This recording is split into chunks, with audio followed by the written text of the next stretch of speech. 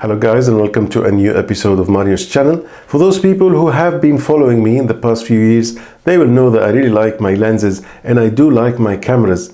I have done multiple reviews previously on different cameras, and one thing I do tend to focus on is how good the footage is and how stable the footage is, because I think, in my opinion, if you want to take a good video, it has to be quite stable. I'm not into those shaky and bumpy videos that everything is a blur. They make you, while you're watching them, to become nauseating and start vomiting uncontrollably. I'm not into that sort of thing. So the best way to get a stable image is to use something called video image stabilization. Now, there are two types of video image stabilization. There is a mechanical one or a physical one, whereby, let's say, your sensor is here in the center and the lens is up in front of it. What happens is this sensor will move freely using springs in order to stabilize your footage. Now, there are a second type of image stabilization that has come out recently, and it is called the electronic image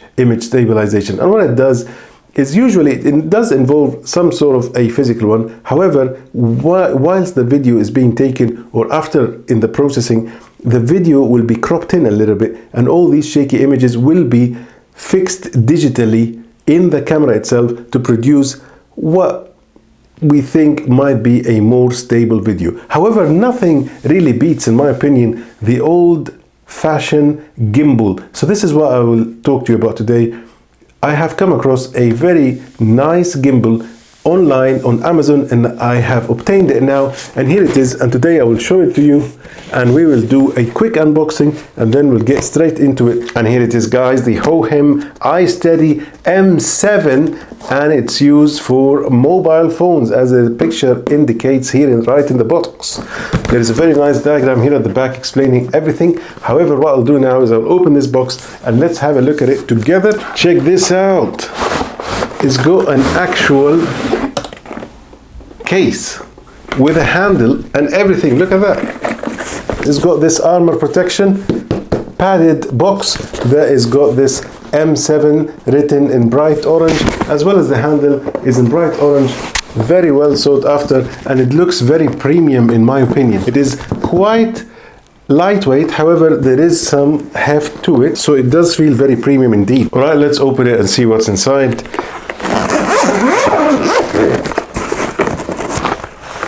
Wow, check this out. Here it is, guys. Here is the gimbal. It looks fantastic in this box.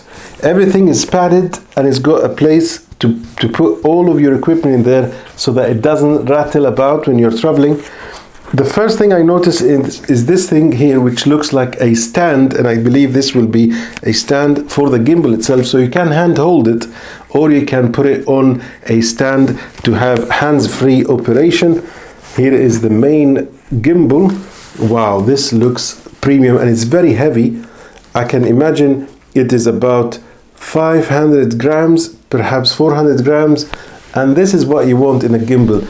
If you want a good manufacturing and something that has been produced to a high standard, this is what you are looking for. You don't want one of those flimsy plastics that are very lightweight and a bit of wind blows them away. This is what you want, something that looks very sturdy, and I'm very pretty sure they will be able to place it just like that, because that's what gimbals are. They're able to stand on their own. There is another box here, and I believe this is where the cables are, and here it is, the cables, the gimbal, and the stand. Now, this thing will take a lot of getting used to, because this is not a simple device. There is a lot of things happening here. First of all, you've got the locks. There are locks in place so that you can physically lock it so that it doesn't move around. So now I've got it unlocked so it can move. If I want to lock it, I can put this switch on, and now it's locked. And then you've got a remote control on here that operates by various buttons, and you can remove it totally, and it charges through these pins here using a USB Type-C. Now let's get this little device working. The first thing I need to do is turn it on, and there is a power switch on the side here, so I'm going to click that for about a second, and now it's starting up. It says Hohem. Wow, did you see that? Wow, this thing is vibrating. Unbelievable. I think it's telling me that it's been locked. It's saying balance. No way. Okay, let me turn this off. and then what I'll do is I'm going to put my phone in there. I think it has, is it gonna flip back how it was? Unbelievable. I have never used this before, so I have to be honest with you. It is all a learning curve for me as well. So what I've done is I've put my Google Pixel 8 XL on here, and I'm going to turn it on now, and let's see what happens. So I am turning the device on from the side here. Let's see what's going to happen. I think it's balancing. Oh, we've got something going on. And now, I believe if I move it like that, no way.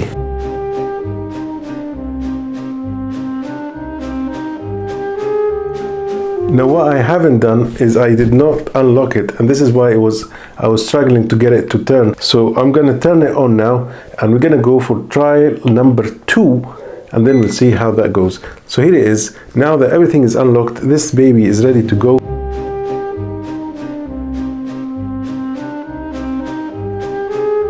There are so many locks here to keep it from moving, and now you have to unlock all of these if you want to make a video. And now, as you can see, I can rotate this thing in all directions. Can you see that? Are you able to see how magnificent this device is? I am controlling it with nothing but this. It's a remote control that I'm using to control this device. It feels like something out of a sci-fi movie. However, this is exactly what I am doing, and it's telling me, this is amazing actually, it's telling me how much battery is in this device. Unbelievable. There's so much to explore in here. But let me now turn my camera on.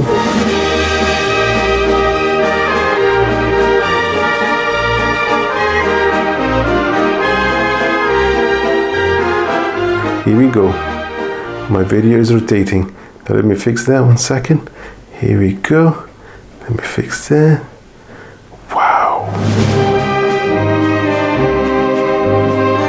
A lot of learning curve to learn about this. It's not as easy as you might think. There is a bit of learning to it. You have to learn a few things before you start shooting with this thing. Oh, that's the light. That's the light. I found it. Yeah, baby. That's the light. And now you can increase or decrease the intensity of the light. Wow. That's the white balance of the light. It goes from white to yellow. Can you see that? Are you able to catch that? Let me turn this light off. So now you can focus on this light here. So look at that. I can control how white or yellow this light is. If I put it in front of my face here, I can control the intensity of this light, and also if it's on or off. So at the moment it's on, and at the moment it is off. So it's all about a learning curve. If you have to learn what you're doing with this device, I've just discovered that I can control the light using this button at the bottom here, this scrolling wheel down here.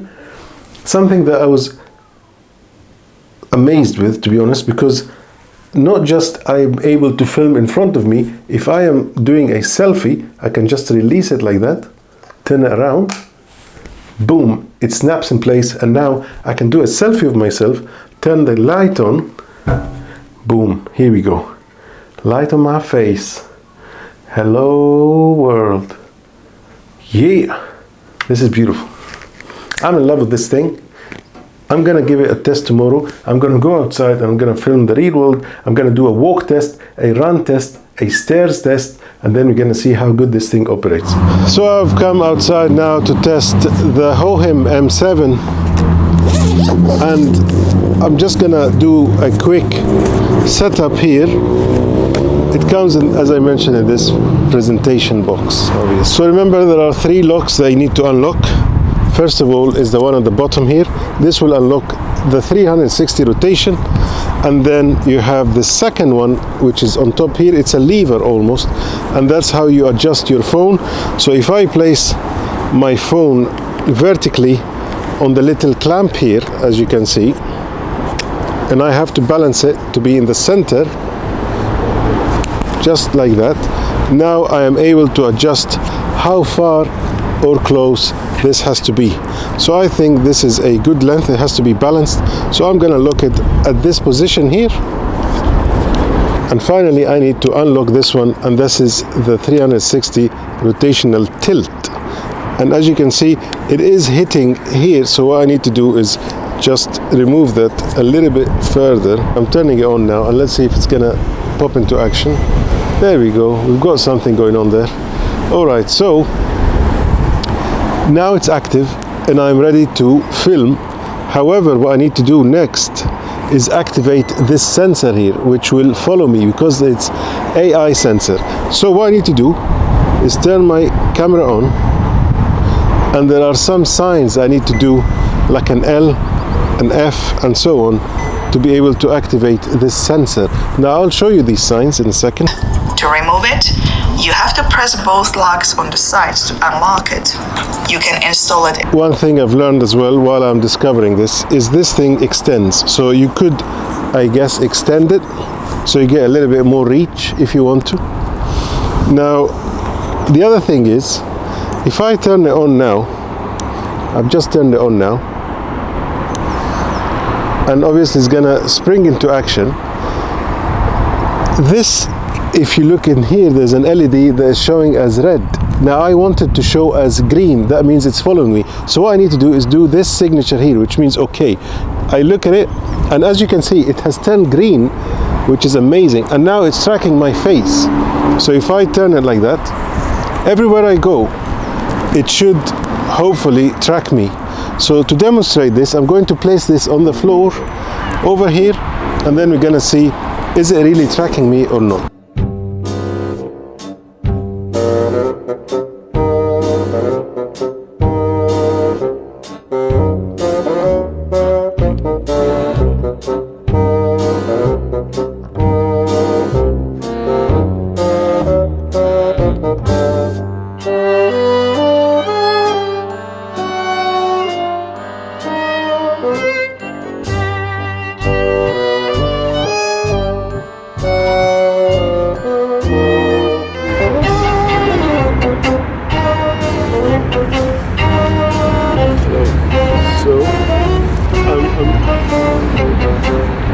I'm moving around, obviously, and this thing is tracking me around, which is quite impressive.